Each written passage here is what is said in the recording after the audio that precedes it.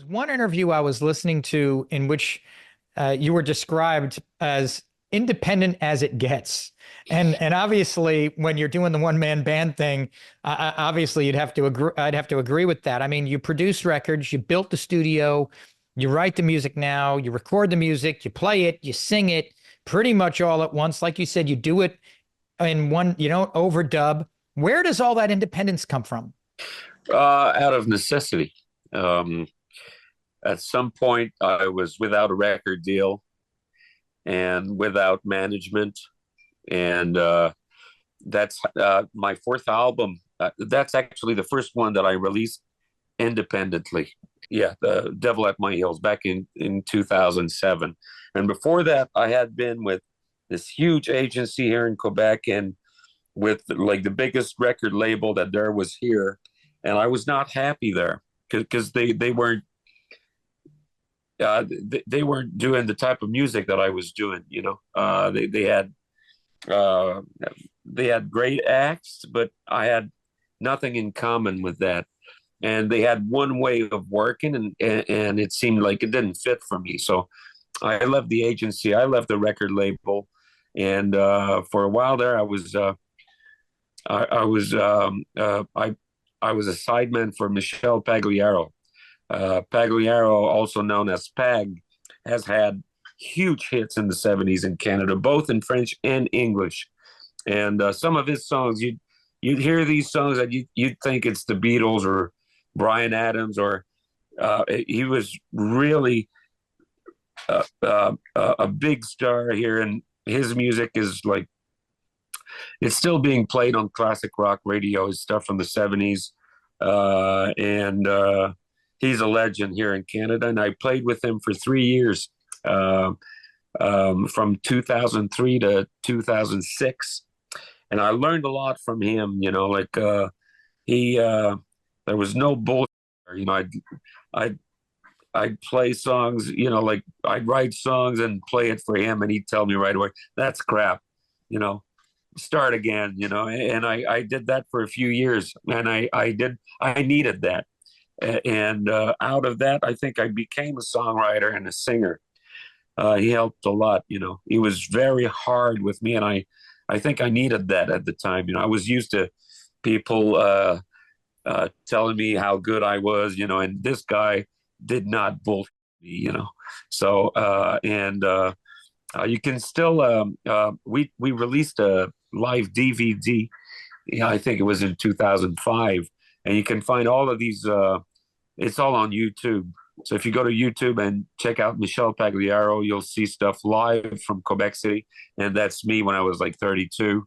And the band was my band also, and we had a killer unit and a killer show going on, and so I did learn a lot there. And then, but since I had left that big label and that big agency, I was like nobody wanted to sign me, so I had to do it on my own. And I went from selling out 1,000 seaters to playing clubs for the door, within like 2 or 3 years, and then I had to build everything back again. And I released Devil at My Heels independently, and that's it. It to a lot of people, it's my best album. It's more of a hard rock record, and people still talk to me a lot about this record. And I think it really stands the test of time. It still sounds great, and the songs. I'm really proud of this record, and it took a long time to do because I wrote so many songs to just have these 10 songs, but they were really up there. The quality was there, and but releasing it independently to me was I found it really hard. It's a lot of work. So after that, the album after that, I signed to a label, and it sold less. And then I signed to another label, it sold even less. And then we're at the situation where I'm starting the one man band, and I released it on my label, and it sold more than everything that I'd done before.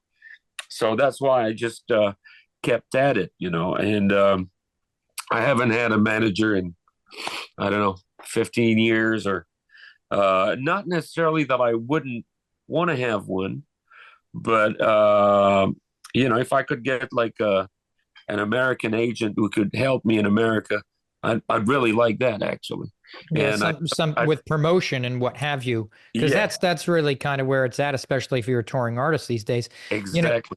and you were talking about, how the album went, did very well, but you also, came out with solo recordings, volume one around, I want to say 2012.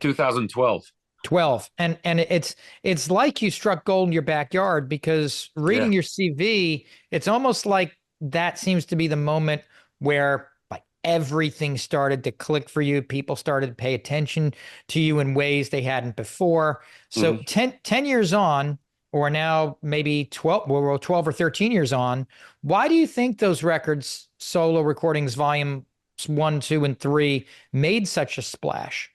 I think there was something about the rawness of it, like everything is overproduced usually, like if you turn on the radio, it's all going through like the computer, and everything is auto-tuned, and Auto tune, everything yeah. is put back on the grid, and so that was different. And also um there was a simplicity to it that I guess people liked, and but as time went by, there's more complexity to the performances. Like on the new record, it doesn't sound like one guy. That's the thing about the new record. It sounds like a trio. It sounds like a band, and it took me a long time to get there. Like Solo Recordings Volume One was really more of a blues record, whereas this one, I consider this one to be more of a rock record, But I couldn't do rock and roll when I started the one man band project. There was just no way of doing rock and roll with a bass drum and just a hi hat. Well, you kind of had to perfect the newfound craft, right? Yeah, So, and then there was it took a long time to be able to play what I play now, Um, it took years and years and years, and a lot of touring and a lot of practicing, and I wasn't even, like the album that I released before that was not a one man band record. It started as a one man band record, but it seemed like I couldn't perform what I wanted, what I was hearing in my head. Uh, so I ended up overdubbing, and then I got a friend in the UK who played drums on a bunch of tracks, and I got the horn section, and it turned into something else completely. And then I toured with a band, and it seemed like I had tried to get to that next level as a one man band and had failed. Uh, and I had sort of given up on it. It was like, in my mind, like I had done what I could with it, and I could picture in my head the next level, but I couldn't get there. Physically, I couldn't perform it. Like it's hard. You have to. It's like you need like five brains. And what I was trying to do, I couldn't nail it. And then again, another accident. Um, my friend, it's kind of a long story, but I was hired years ago, like 6 or 7 years ago, by this microphone company in California called Loughton Audio, and they hired me to do the NAM show and to play at Sweetwater and do events like that. mhm.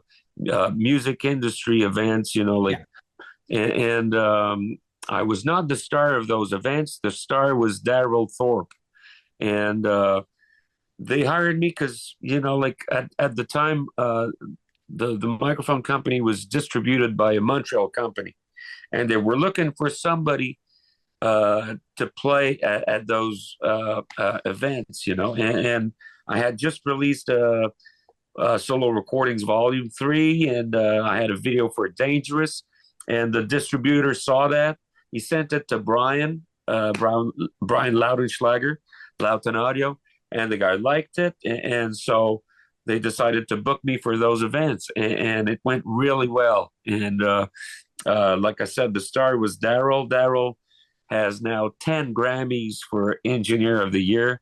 He does all the Foo Fighters records, but he's also done McCartney, Radiohead, you name it. And they like me because it's just one guy, and you know, you can mic the drums, you can mic a bass amp, you can mic guitar amps, vocals, and Daryl would explain how he uses the microphones, how he positions the microphones for what I do, and it went really well, and we got along really well. And since then, once in a while, Brian would get in touch and tell me, "Man, you should come and record in California." And